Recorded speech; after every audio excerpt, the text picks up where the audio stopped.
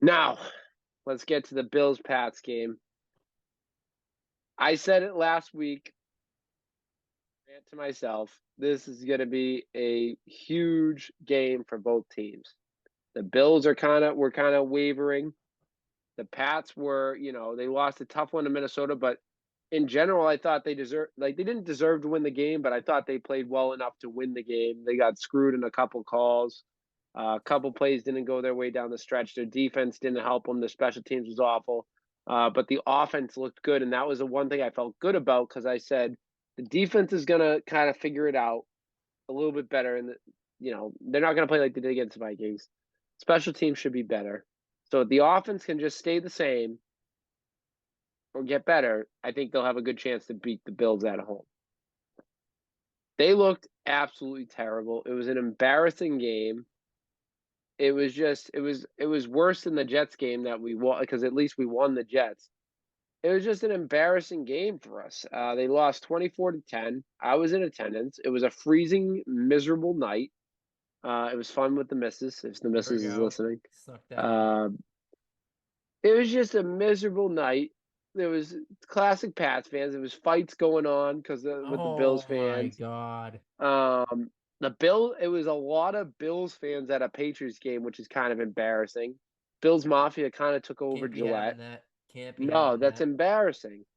Um, there was people going berserk in the parking lot. Took 2 hours to get out of the parking lot. It Jesus. was just a miserable night all around. And on top of that, the Patriots look terrible. They look like they'd rather be anywhere else. Uh, and Big Red almost got in an argument with people. I kept my control. I kept my Oh. composure. But if I heard one more time from the people around me, put Bailey Zappi in, Oh I my was gonna God, dude. lose my mind. I finally said something after Mac threw a dart to Devontae Parker in the end zone and he dropped it. I said, would that have made a difference if Zappi threw that ball? Would if he magically caught it? Would the defense not given up 24 points? Bailey And Zappi, I hate to say it, Bailey Zappi's not turning that game around. no. Is he going to stop Stephon Diggs from getting 7 catches, 92 yards, and a No, he's touchdown? not. No. No, he's not going to make any difference. The only difference he makes is Matt Patricia, for some reason, makes simple play call or better play calling for Bailey Zappi. That's the only difference. Matt Patricia is the problem, and I've said the same thing for now a month every week on this podcast, and it's annoying that I have to keep defending Mac Jones, who I didn't even want the Patriots to draft in the first place. That I got to defend this kid. We're willing to just give up on him. I don't understand it. And I hope he leaves us now. I hope we trade him away and he becomes the greatest quarterback of all time. I hope he does because we deserve it because we stink as a fan base. We're just so like what's the word? We're so Spoiled? spoiled. We're so spoiled. It's like this kid. You have kids guys miss dropping balls. You have the Bills taking out his best receiver in Jacoby Myers. You have his favorite running back there. He doesn't have an elite pass catcher. Hunter Henry's dropping balls. Yeah, Matt Patricia can't call an offense. They need to stick him in a desk somewhere in the front office and never to be seen from again. It's just what do you think was going to happen?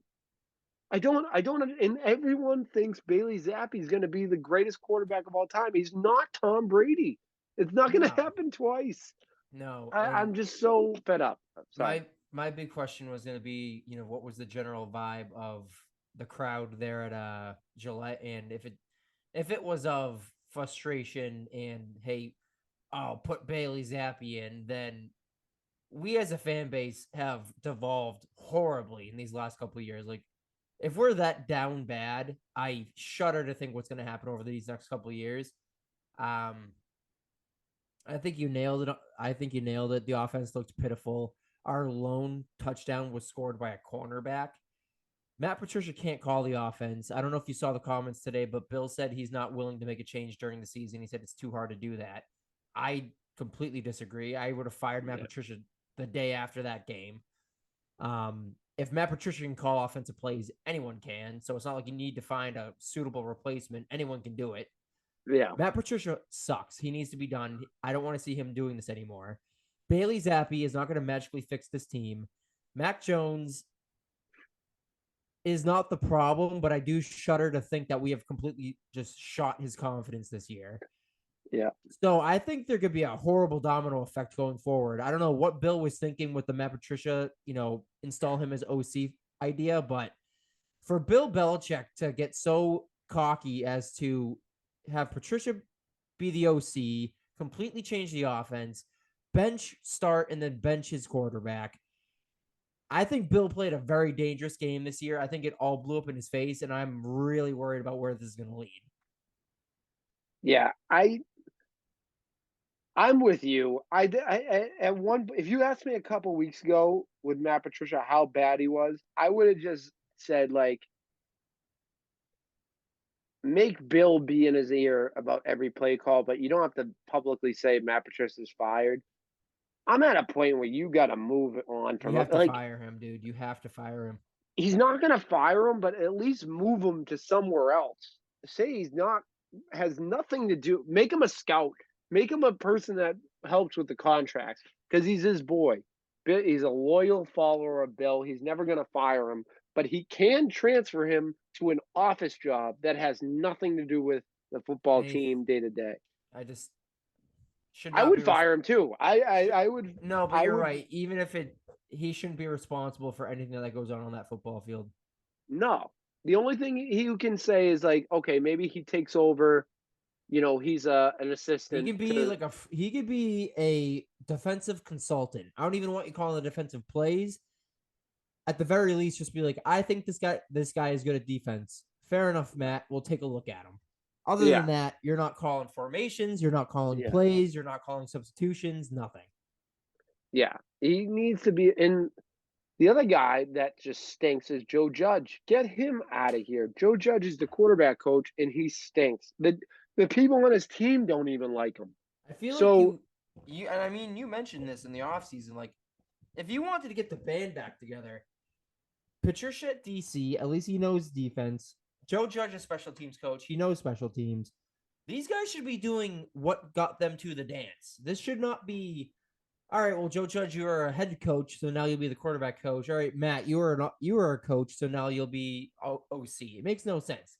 If a guy's strength is defense, he's a defensive coach. If his strength is special teams, put him as a special teams coach. There should be no flip-flopping. Oh, well, we don't have an OC, so I'll make it Matt. We don't have a quarterbacks coach, so it'll be Joe Judge. We still don't have a defensive coordinator. Yeah.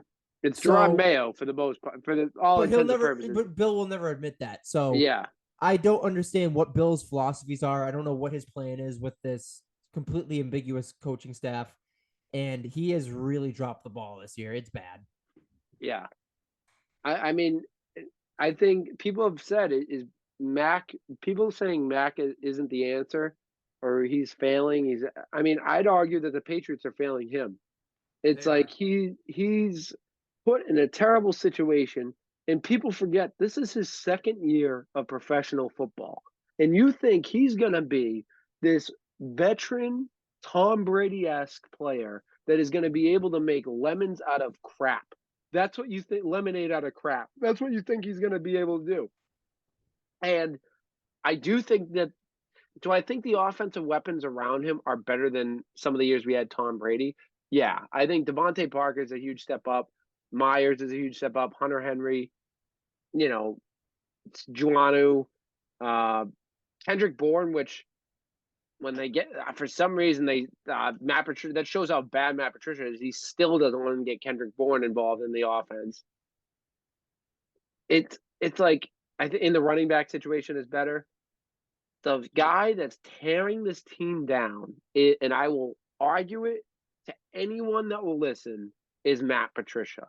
Matt Patricia should not be allowed in the offensive side of the building in the Patriots headquarters. He should not be allowed to even pick up a playbook of offense, like any playbook imaginable. He should not be in there. And he is the reason why people say that. People are saying we got the new Tom Brady and Mac Jones less than 12 months ago. I feel like people are looking at me like I'm a crazy person when people say, "Oh, we need to get rid of Mac, trade Mac away." And the other rumor is, forget about Bailey Zappi. someone comes out with this because we have so much cap space. Let's re-sign Tom Brady. Let's really get the band back together. And Tom's gonna fix all of this. It's like you put Tom Brady in this situation. Look what he's doing in Tampa, and his team is way better than it is in New England. It's like, do you think Tom Brady's gonna? Do you think if Tom Brady? Unless Tom Brady is the first player OC in league history, I don't know how he fixes this. Let me put it Unless into you you this. literally say, Tom, you just go out there and call the plays on the fly, brother. I mean, Matt Patricia's gonna find a way to fuck that up. Which, to be fair, Tom could do that. Tom could One be million like, "Hey, percent. we're gonna run this play."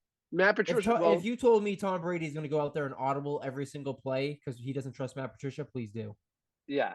And the thing is, like, I feel like Mac, he's too young to do that. He doesn't have the, No, Matt can't do that. No. yeah. So like Tom, I feel like would be the type of guy that Matt calls a play and he's like, "Yeah, we're not doing that." No, All right, guys, we're gonna, I would hope yeah, Tom would take one look at that play sheet and be like, "This all sucks." yeah. I mean, So Mac Jones was saying that after the game. He literally said, "Our like, we need to throw the goddamn ball." I love that. I loved when he was saying, and I was yelling it too. I mean, we were doing well passing the ball. He wasn't getting any the times that we weren't getting things done on like in the passing game was either his offensive line blown coverage, which guess who's in charge of the O line, and it was times when we had to, it was like third and like 20 where after we got a holding call or something and we had to like get a first down to like stay in the game. So he was going for the big play. It's like he was extending plays. He was getting out of the pocket and extending plays. I think he needs to try to look. The one thing I would like Mac to do a little more is try to run it a little more. If he has so much open space, go run, like get 10 yards and kneel down.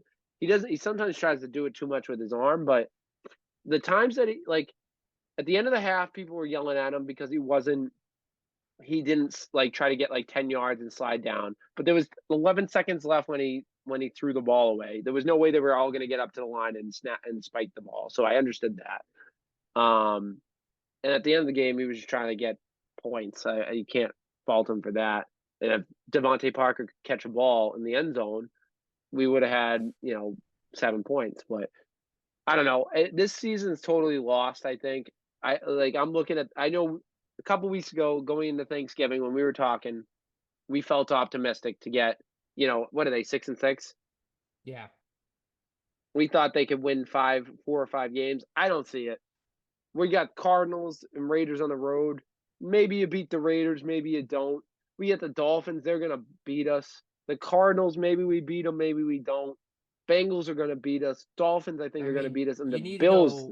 you need to go 4-1 just to finish 10-7, and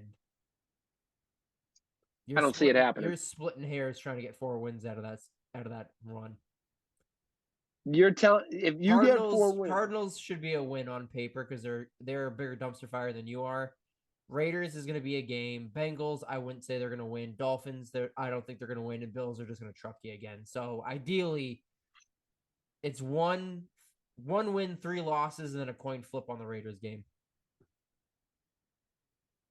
yeah, So at best, it's 2-3, and yeah, then you that's I finish the think season 8-9.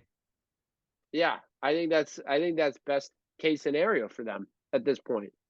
I really don't see it happening. Anytime we have Matt Patricia calling plays, I don't see it happen.